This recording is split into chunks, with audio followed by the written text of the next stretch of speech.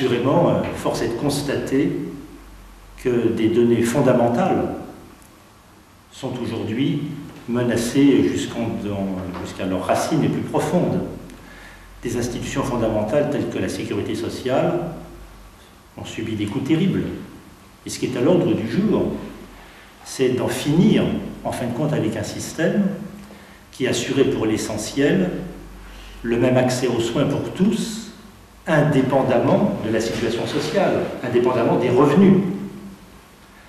On a là vraiment un enjeu de société. Ce qui est mis aujourd'hui en avant, c'est le déficit de l'assurance maladie, par exemple. Ça coûterait trop cher de se faire soigner. Et vous avez déjà vu les constats officiellement publiés indiquant qu'une partie notable de la population doit d'ores et déjà renoncer à des soins élémentaires. On en est là. Et on pourrait prendre tous les domaines de la vie. On doit constater qu'en fin de compte, les inégalités sociales se sont profondément aggravées. C'est vrai pour l'accès aux soins, c'est vrai pour l'accès à l'instruction, c'est vrai pour les transports, c'est vrai pour le chauffage. Vous avez vu les statistiques publiées montrant que des centaines de milliers de personnes ont dû subir des coupures d'électricité ou de gaz pendant l'hiver. Même plus, en être réduit à cette situation, c'est-à-dire aggravation de la pauvreté à tel point que des personnes aujourd'hui ne peuvent même plus assurer un minimum de droit au logement, un minimum de droit au chauffage. Et ce qui est encore une fois à l'ordre du jour, c'est qu'au lendemain des prochaines élections présidentielles et législatives, au nom du remboursement de la dette, il faudrait encore aggraver cette remise en cause des acquis sociaux.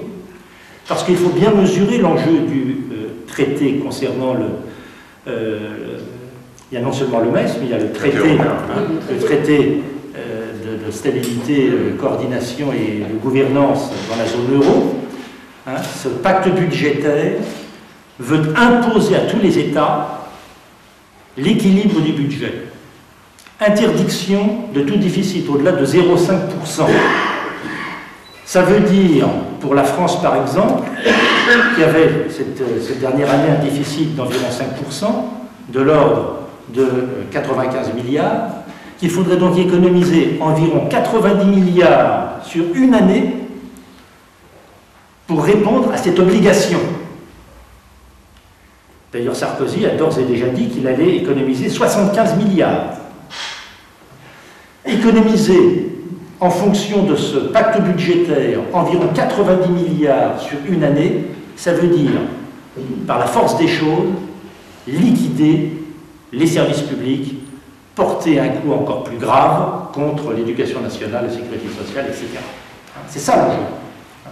Donc aujourd'hui, la première nécessité, c'est de faire bloc contre le mécanisme européen de stabilité et contre ce pacte budgétaire. Il faut faire bloc contre la volonté, en fin de compte, de démanteler tous les acquis sociaux. Alors, faut-il, compte tenu de la gravité de la situation, compte tenu de l'intensité de l'offensive, compte tenu du fait qu'il est à l'ordre du jour un redoublement de cette offensive, être pour autant désespéré? Ce qu'on ne doit pas oublier, c'est qu'il y a eu des résistances très fortes face aux coups portés.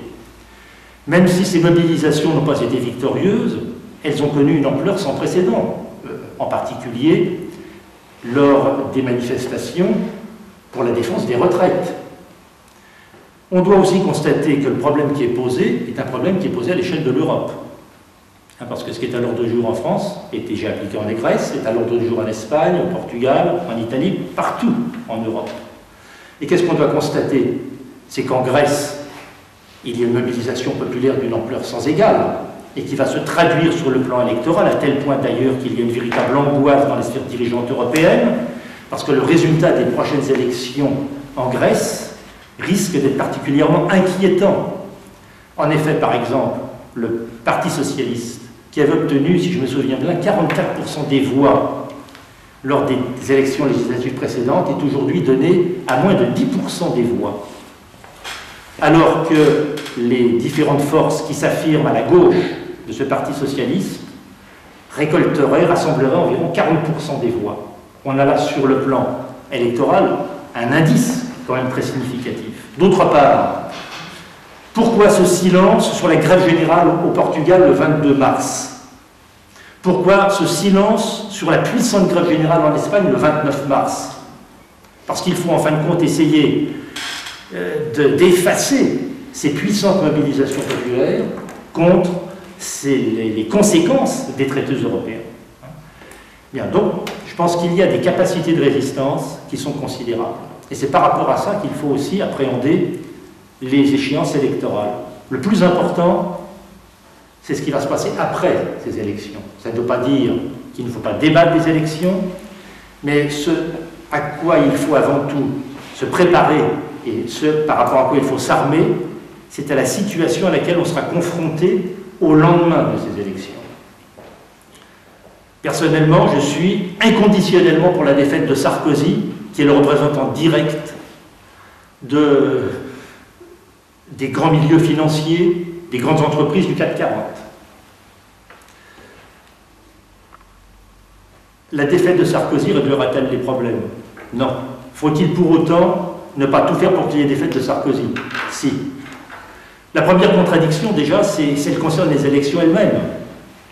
Parce que ces élections présidentielles, contrairement à ce que aussi une idéologie dominante veut nous faire croire, elles sont aux antipodes de véritables élections démocratiques.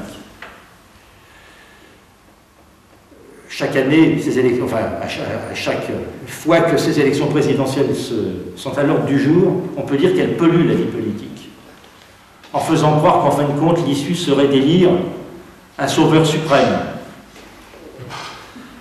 Quel que soit l'élu au lendemain de ces élections, la situation sera très difficile.